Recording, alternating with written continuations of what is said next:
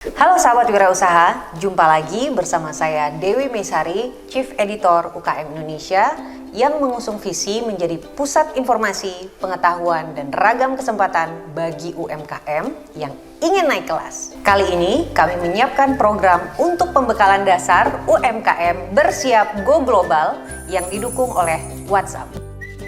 Di era pandemi ini, belanja konsumen bergeser dramatis dari offline ke online. Ada yang belanja lewat WhatsApp, media sosial, maupun ragam platform e-commerce yang ada di Indonesia. Tapi kok ya, sampai akhir Desember 2020, baru sekitar 6-7% saja produk Indonesia yang diperdagangkan di platform e-commerce kita. Artinya, 93% dari produk yang kita beli melalui platform e-commerce tersebut adalah produk impor. Apa yang salah sama bangsa kita? Bukankah kita adalah bangsa yang besar?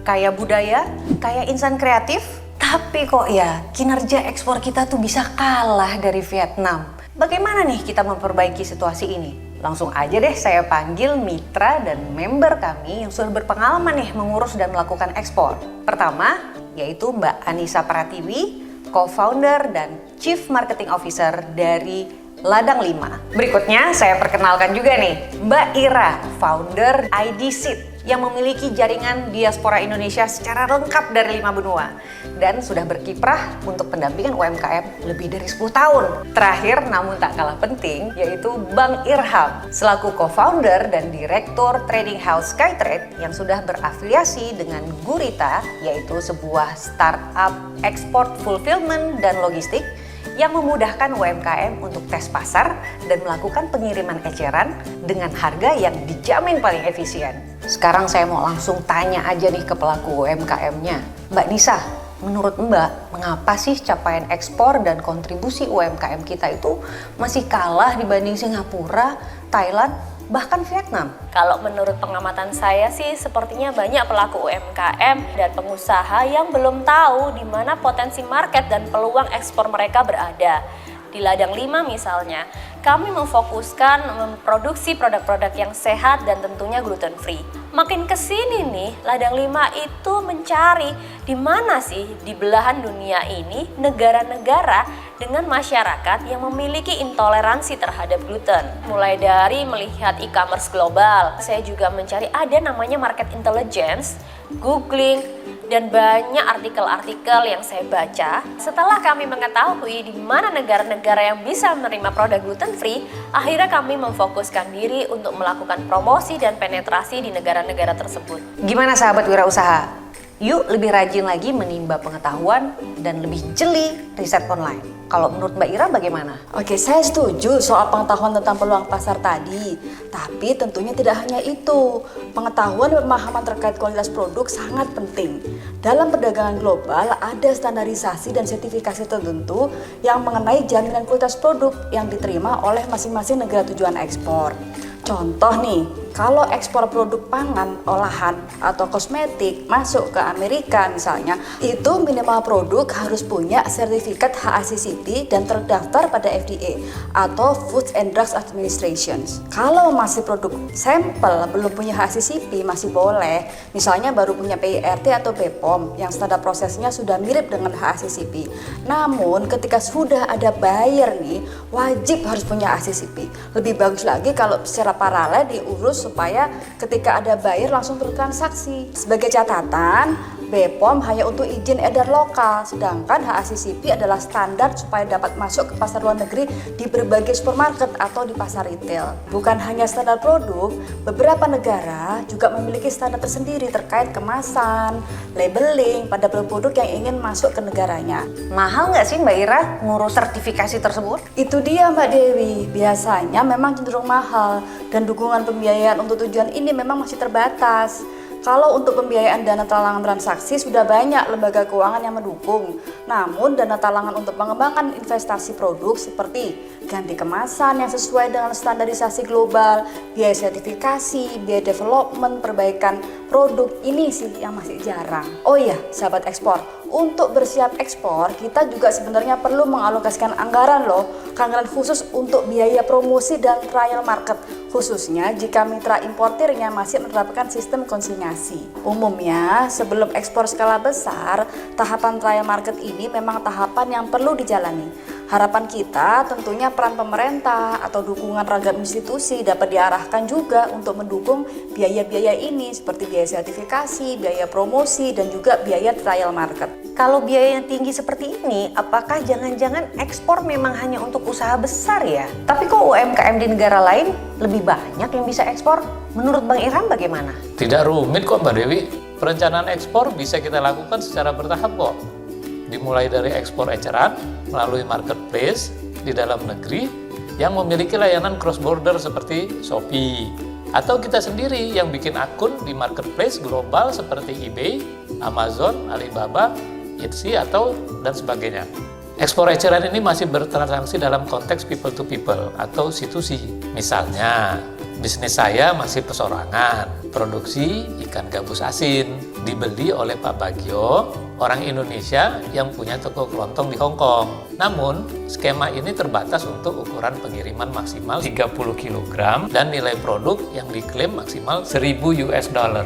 Jadi kalau bisnis saya nih masih perseorangan, belum punya CV, apalagi PT, ini saya nggak bisa ya untuk ekspor skala besar atau B2B tersebut? Kalau skala besar pastinya sudah punya legalitas dong Mbak. Hal ini karena kedua belah pihak memerlukan perlindungan hukum yang lebih pasti dan memiliki rasa aman bahwa mereka tidak berdagang dengan pelaku usaha abal-abal. Tapi jangan khawatir juga, karena teman-teman bisa ekspor tidak langsung melalui trading house eksportir atau agregator yang sudah lengkap legalitasnya. Jadi si empunya produk bisa fokus untuk produksinya.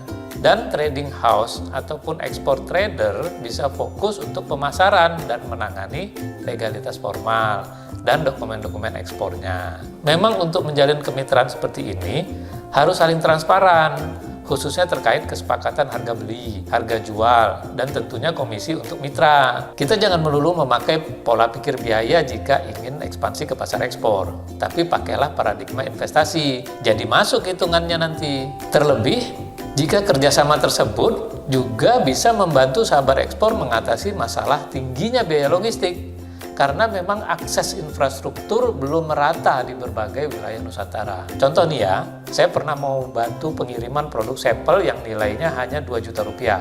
Tapi ongkos kirimnya bisa 3 juta. Ini kan jelas masalah. Tapi situasi inilah yang mendorong kami mengembangkan solusi logistik digital untuk membantu menurunkan biaya pengiriman dengan pola konsolidasi. Dengan pola pengiriman yang door to door, agar lebih banyak UMKM bisa latihan ekspor ke seluruh dunia dengan mudah, murah, cepat, dan gak ribet. Saya suka nih motivasi Bang Irham yang konkret karena disertai solusi. Menurut Bang Irham, akankah Indonesia bisa meningkatkan capaian ekspornya? Minimal sampai ke level Vietnam deh. Sangat bisa Mbak Dewi, namun tentunya tidak bisa dalam waktu jangka pendek. Apalagi ini konteksnya UMKM. Mayoritas bukan industri manufaktur atau dia strukturnya adalah perusahaan besar. Jadi memang perlu waktu dan effort yang luar biasa. Menurut proyeksi ITC Export Potential Map, Indonesia masih memiliki gap potensi ekspor 92 miliar US dollar alias sekitar 1.300 triliun. Itu asumsinya kalau kita bisnis as usual alias nggak ada inovasi produk yang radikal loh ya. Kalau potensi yang tidak direalisasikan ini kita garap maksimal, tentunya bukan mustahil kita bisa meningkatkan ekspor sampai mengalahkan Vietnam. Oke, tapi dari gap potensi tersebut, memangnya beneran ya ada peluang untuk produk-produk UKM kita? Bukannya produk yang diekspor itu kebanyakan mobil, motor, dan berbagai komoditas tambang yang memang lebih banyak digarap oleh bisnis skala besar. Wait, tunggu dulu Mbak Dewi. Bahwa yang bisa ekspor itu hanya perusahaan besar, itu adalah mitos. Kalau skala kita masih mikro atau bahkan ultra mikro yang omsetnya masih di bawah 300 juta per tahun, bukan berarti kita nggak bisa ekspor. Bisa, tapi berlatihlah dengan ekspor eceran.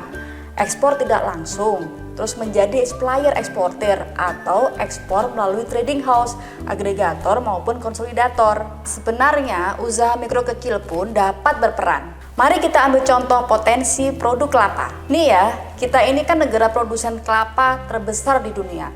Masa ekspor produk sabut kelapa aja kita di peringkat 9 dunia, gula kelapa malah peringkat 13. Kita cuma nomor 1 di ekspor kelapa batok.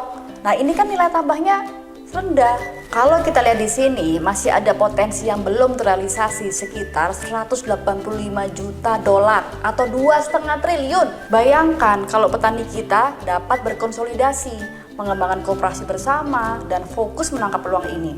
Kan sangat baik untuk perekonomian bangsa, devisa, dan yang lebih penting lagi kesejahteraan petani. Oh iya, Mbak Anissa kan wirausaha pangan nih. Menurut Mbak Anissa masih seberapa besar sih nih peluang ekspor pangan olahan Indonesia? Soalnya memang sekitar 45% dari pelaku industri kecil menengah di Indonesia itu produsen pangan. Data dari Export Potential Map, produk pangan olahan itu memiliki potensi sekitar 450 USD ante potensial atau senilai 6,3 triliun loh. Kalau misalnya per bisnis ditargetkan senilai 1 miliar, maka bisnis ini bisa digarap sekitar 6.300 eksportir skala mikro. Produk-produk seperti kerupuk, ikan asin, sambal terasi, rendang itu juga punya pasar di luar negeri. Ada juga pelaku sahabat UMKM ini yang berhasil melakukan ekspor kerupuk dan keripiknya ke Hong Kong. Padahal kemasannya sangat sederhana, yang mirip lah sama yang disebarkan di warung-warung tradisional di Indonesia. Namun, asalkan mengikuti standar yang ada di dalam negara tersebut, harusnya sudah bisa diterima di negara tujuan. Kenapa nih bisa diterima? Ternyata importirnya itu orang Indonesia asal Blitar yang tinggal di Hong Kong. Dan kemudian dia memiliki customer 160.000 TKI di Hong Kong.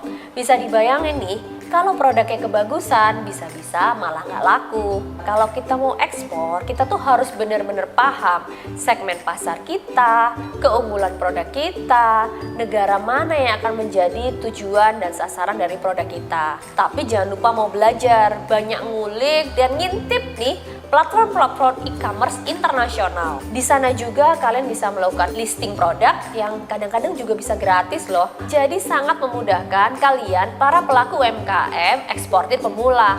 Karena nilai transaksinya dari jutaan rupiah, bahkan yang ratusan ribu pun ada loh. Nah yang penting lagi nih Mbak, kalau mau jualan online, pastikan fotonya menarik, deskripsi produknya sesuai, seperti sertifikasi yang kita punya, kemudian gramasi dan ukuran-ukuran, sehingga bisa menumbuhkan kepercayaan kepada calon-calon buyer kita. Saya pikir hal ini wajib ditanamkan ke seluruh sahabat wirausaha yang ingin go global dan siap untuk ekspor. Sekarang kita sudah belajar dan mematahkan beberapa mitos. Mitos 1, ekspor hanya untuk usaha besar. Mitos kedua, ternyata batok kelapa, produk kerajinan, bahkan keripik pun bisa diekspor. Mitos ketiga, bahwa kalau ekspor itu harus ukuran kontainer. Mitos keempat, bahwa legalitas harus dilengkapi sejak awal untuk memulai ekspor. Sehingga kesimpulannya harus punya mindset dan keyakinan bahwa UMKM pun sangat bisa ekspor. Betul. Betul Mbak. Wah, jadi makin ngerasa pinter nih saya. Semoga sahabat ekspor yang menonton video ini juga semakin semangat untuk terus belajar.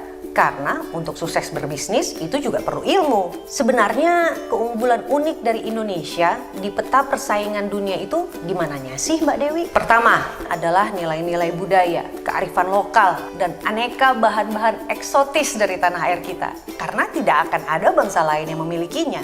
Gaya ukiran kita, motif batik dan tenun, pola anyaman, aneka aroma dari rempah dan minyak atsiri lokal kita, atau rasa manis dari kelapa hijau kita.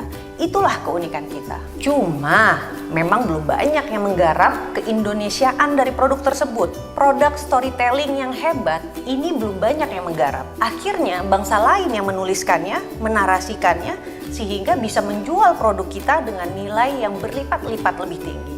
Kalau saja pelaku UMKM kita lebih memahami nih kisah produknya, atau produk storytellingnya digarap dengan ciamik, mestinya kita akan bisa meningkatkan nilai ekspor kita tanpa perlu lelah meningkatkan kuantitasnya. Dan tak kalah penting, menjadi kebanggaan tersendiri atau jadi nation pride kita ketika produk-produk karya bangsa bisa dipercaya dan dibeli oleh masyarakat global. Yes, setuju banget Mbak. Makanya itu kenapa kami di Ladang 5 itu konsen betul dalam membangun brand value atau brand story. Di dalam seluruh packaging dan strategi promosi kami juga menceritakan tentang bagaimana kami bekerja sama dengan para petani lokal, bagaimana produk kami ini dikonsumsi dan dikerjakan oleh mengempower perempuan-perempuan di sekitar tempat tinggal kami. Kalau tanggapan Mbak Ira bagaimana? Kami di IDSIT bersama para Indonesia diaspora di seluruh dunia juga merasakan kegemasan yang sama. Kalau kami jalan-jalan tuh ke toko-toko Asia atau pameran-pameran internasional, produk-produk yang diproduksi oleh UMKM kita dikemas cantik, dibuatkan brosur dan katalog yang menarik justru oleh penjual negara lain. Gimana kita nggak gemes? Wah, menohok sekali tanggapan sekaligus pesan pengingat dari Mbak Ira tadi. Terakhir nih, kalau tanggapan Bang Irham bagaimana, Pak? Ya jelas saya setuju Mbak. Untuk meningkatkan omset itu tidak melulukan caranya dengan menjual lebih banyak, bisa dengan memperbaiki produk storytelling dan membangun brand.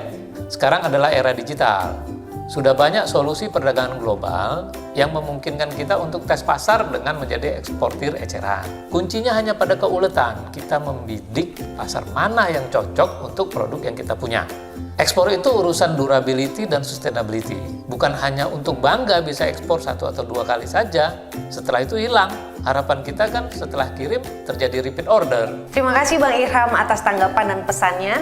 Nah, jadi sahabat wirausaha, mari kita tanamkan mindset go global kita dengan pertama, terus semangat nih belajar dan menimba pengetahuan. Kedua, fokus pada peningkatan kualitas produk agar berstandar global. Yang ketiga, ingat terus, know your product, know your market. Keempat, mulai kelola produk storytelling yang menarik, unik, dan menggugah. Yang kelima, optimalkan internet dan HP kita untuk mengulik informasi dari ragam e-commerce global. Untuk mendalami, sahabat wirausaha bisa teruskan dengan membaca sendiri modul versi tertulisnya yang bisa diakses gratis di ukmindonesia.id. Terus semangat ya untuk lanjutkan pembelajaran di video berikutnya, yaitu soal cara membidik peluang pasar global. Menarik kan? Penasaran kan? Sampai jumpa di video berikutnya.